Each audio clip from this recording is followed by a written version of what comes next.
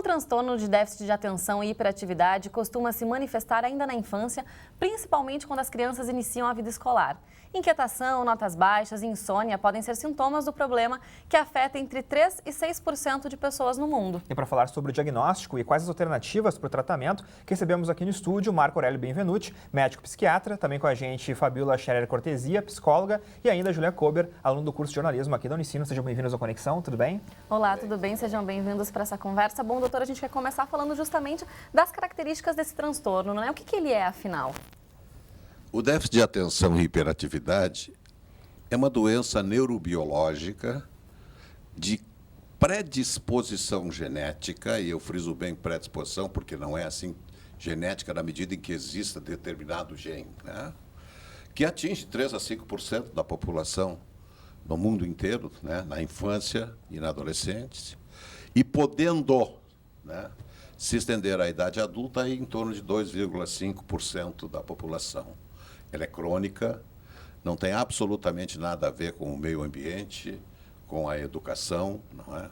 E é uma doença realmente de natureza neurológica, com lesões, né? No último congresso agora que eu participei, ainda tive a oportunidade de ver as imagens, né, do desenvolvimento cerebral das crianças que têm déficit de atenção e hiperatividade, com as lesões pré-frontais atingindo a zona frontal, que é a zona mais nobre do cérebro, né? Em linhas gerais, assim, seria esse mais ou menos uma ideia do que é realmente esse transtorno. A questão. E, Fabiola, como é que é feito, então, o diagnóstico? Às vezes chegam pessoas no teu consultório, por exemplo, e dizem, olha, meu filho tem esse transtorno, mas na verdade não tem, ou as pessoas acham que é outra coisa e às vezes é o transtorno. Sim, bem comum as crianças já virem diagnosticadas pela escola, né? Quando na verdade não é. Então nós sabemos que tem muitas crianças hoje ditas com déficit de atenção e hiperatividade que não têm, assim como tem muitas que não têm o diagnóstico e deveriam de tê-lo. É que parece aquela criança ali que está na sala de aula que não consegue ficar quieta, enfim, já recebe esse diagnóstico. Parece que meio que virou uma modinha, assim, né? De já dizer que tem. Uhum.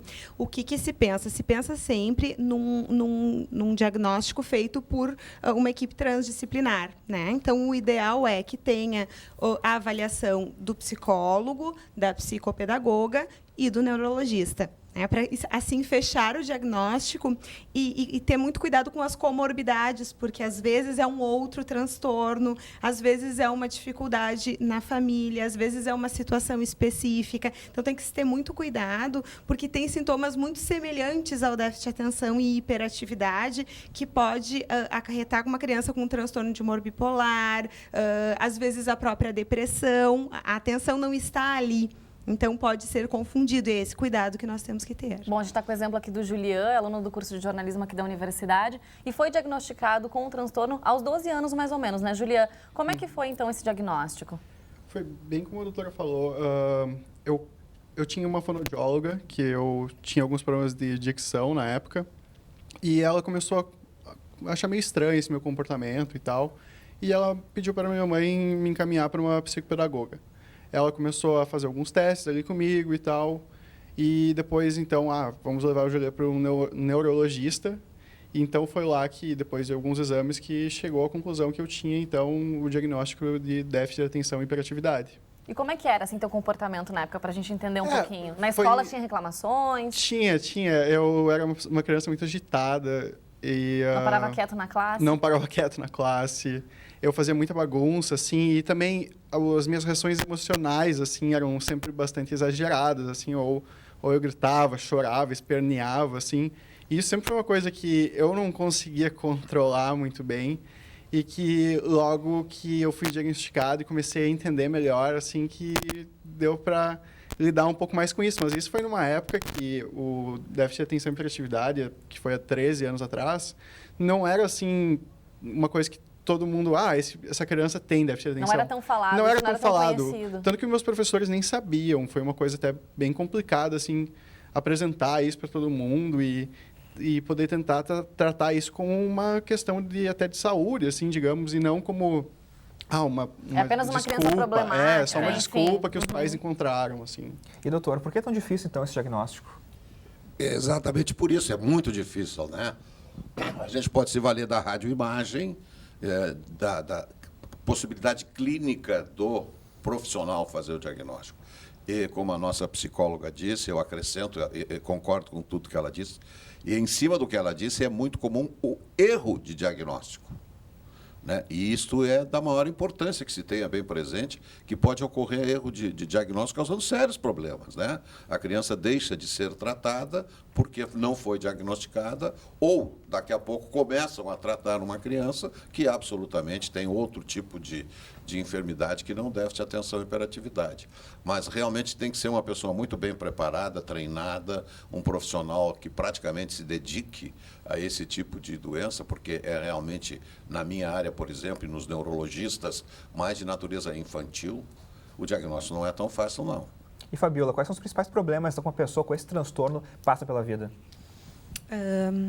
Acho que ele acaba aparecendo mais enfaticamente quando a criança entra para o ensino fundamental, onde se exige um maior tempo sentado, fazendo atividade. A concentração e atenção. Quem tem déficit de atenção e hiperatividade não é que não tenha atenção. E este é o maior erro, né? Porque às vezes a gente vê as pessoas dizendo: ah, mas como é que no videogame ele presta atenção? Não, ele tem a dificuldade de centrar a sua atenção em uma única tarefa.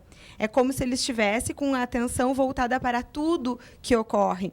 Ou, às vezes, para algo que não é tão importante. Então, também não consegue fazer a escolha do que é mais importante para se concentrar, inclusive na vida adulta, se não é tratado. Né? Então, essa desatenção, se tem o tipo só desatentivo, né, que é só o déficit de atenção, e tem o déficit de atenção com hiperatividade. O com hiperatividade, não sei, doutor, se o senhor concorda comigo, mas o que eu percebo é que o com hiperatividade ainda chega antes para ser diagnosticado, porque esse está ali, atrapalha na escola, né?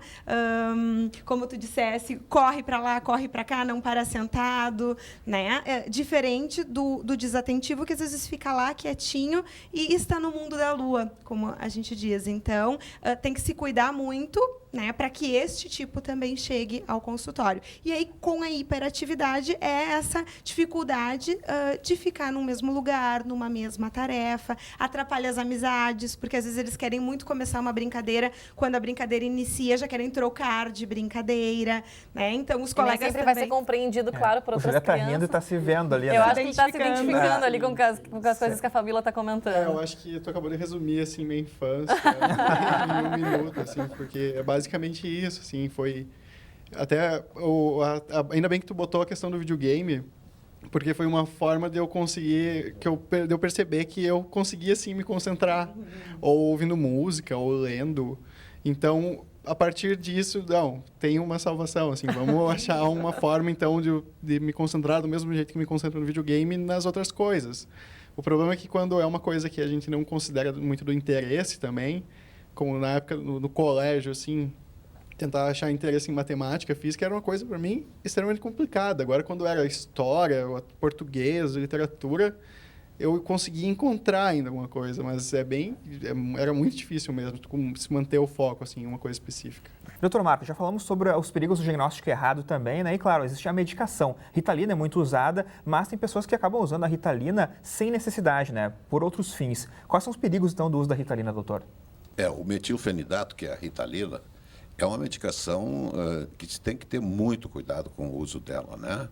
Porque ela causa dependência química severa, né? E as pessoas podem fazer uso dela com outras intenções, né? O da dependência química, por exemplo, porque ela tem uma forte semelhança química na sua fórmula com a cocaína.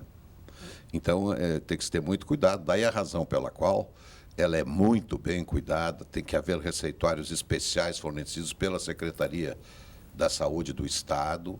Essas pessoas que fazem uso, elas são listadas e controladas, né? E o farmacêutico tem que ter muito cuidado também com a venda, né? E, via de regra, há muita falta no mercado dessa medicação, justamente pelo perigo e o risco de, daqui a pouco, até mesmo ocorrerem assaltos em farmácias para pegarem essa medicação, né? Aqueles que teriam problemas de dependência química, né? Julia, você que faz uso desse tipo de medicamento, como é que é a compra? Realmente tem...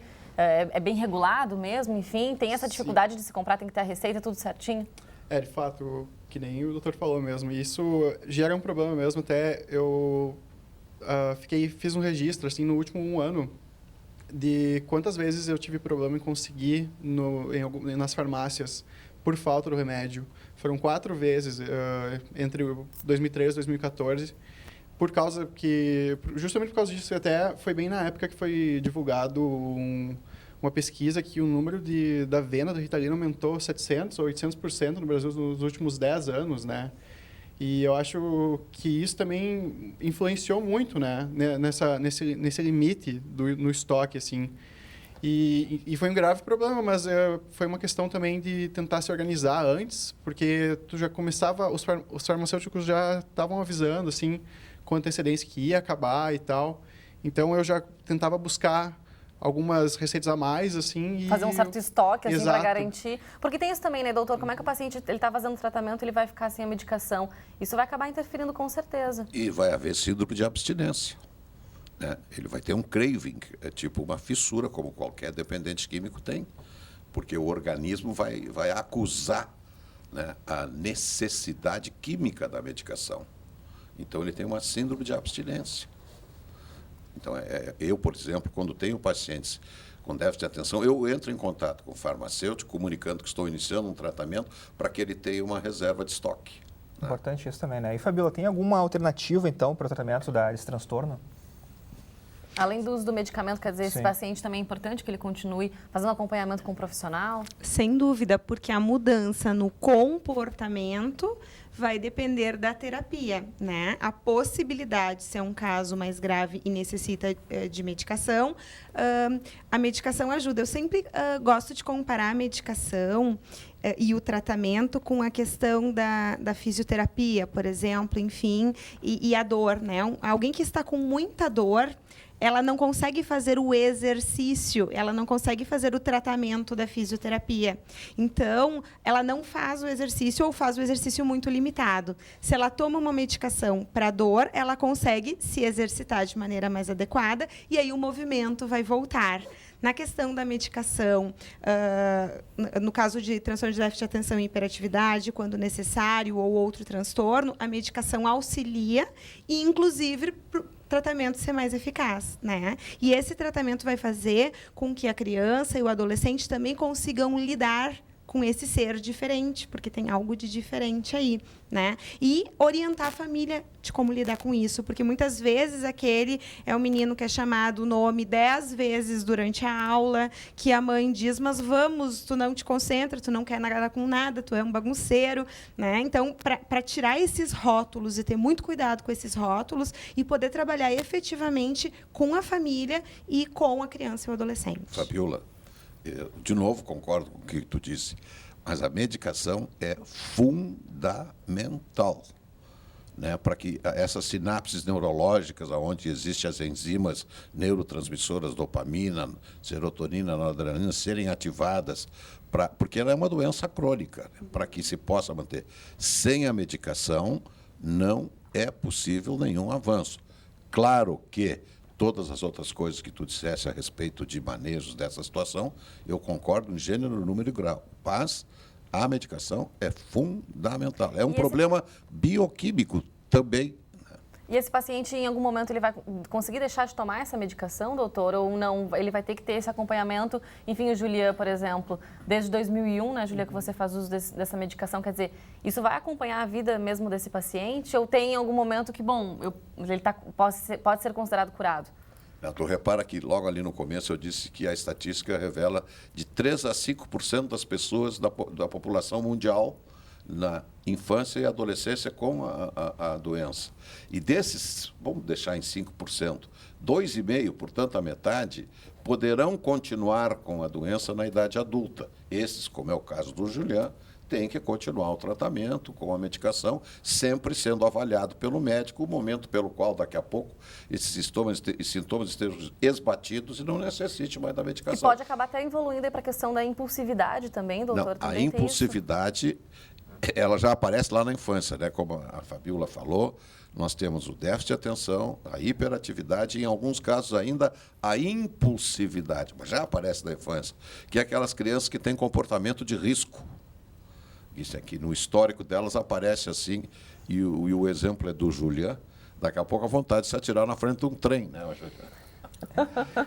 Ô, Júlia, fala um pouco sobre isso, na verdade, e fala pra gente também o que mudou na tua vida depois que tu começou a fazer o tratamento. Então, eu estava até conversando com o doutor, assim, que todos os meus médicos, assim, que já me examinaram, assim, chegaram à mesma conclusão, que quando comecei a tomar, assim, a Ritalina foi o casamento perfeito. Eu não tive nenhum dos efeitos colaterais que todo mundo falava que podia ter. Eu não tive nenhuma dependência química.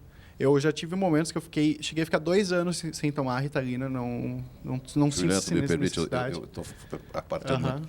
É muito raro que aquele paciente que necessite da Ritalina por déficit de atenção e hiperatividade tenha a dependência química, porque é uma necessidade, né? Sim. Vai haver síndrome de abstinência por aqueles que fazem um uso indevido, como droga, né? E isso foi um problema também que eu estava comentando com ele também, que eu já tive casos de pessoas que vêm me perguntar assim, o que passa pela tua cabeça, assim, daí tu vai fazer uma descrição, assim, eu tenho isso, tu pode me dar uma Ritalina? Não é por aí, com certeza. Não, sabe, porque que nem a gente tá falando, tipo, é difícil já tu conseguir o remédio, tem toda essa questão, tem todos esses problemas, daí só dificulta mais, sabe?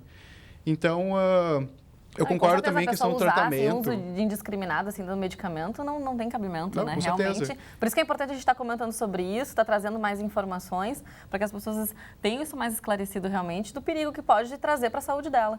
Não, e o tratamento é indispensável mesmo. Tem que ter o uso do remédio, mas tem que ter um tratamento, porque em questão da impulsividade e outras coisas, assim, é péssimo, assim, se tu não cuidar.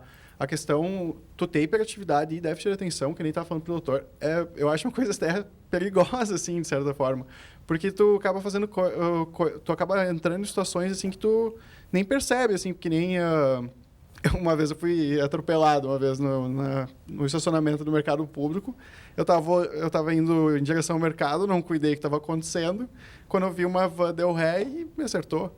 E eu realmente não cuidei do que estava acontecendo ao meu redor. Eu acho que tenho até medo de comprar uma bicicleta, por exemplo, e andar em Porto Alegre. Mostra os perigos, então. Não, com certeza. Mas Fabíola, antes da gente encerrar, é importante dizer também que dá para levar uma vida com tranquilidade, com qualidade de vida também. Enfim, comenta pra gente aí, até para quem foi recém-diagnosticado, às vezes os pais ficam muito preocupados também com essa situação. Sem dúvida, né? Dá para levar uma vida boa, ir para a faculdade, né, Juliana? Seguir em frente, ter uma profissão, se dar bem na sua profissão, né? Tratando e cuidando. E as pessoas à sua volta também sabendo, né? Porque à medida que a família conhece e entende, à medida que a criança, o adolescente, o adulto sabe o que ele tem, ele começa a pensar sobre para agir a partir disso, né? Então, sim, necessita de um acompanhamento, né, um acompanhamento sistemático, necessita da medicação e necessita que todo mundo à volta, a escola, a família, os amigos, entendam, né, compreendam para aprender a lidar com isso também. Tá certo, pessoal. Bom, muito obrigada pela presença de vocês, pelas informações. Até o próximo encontro. Muito obrigado. Obrigada. Valeu.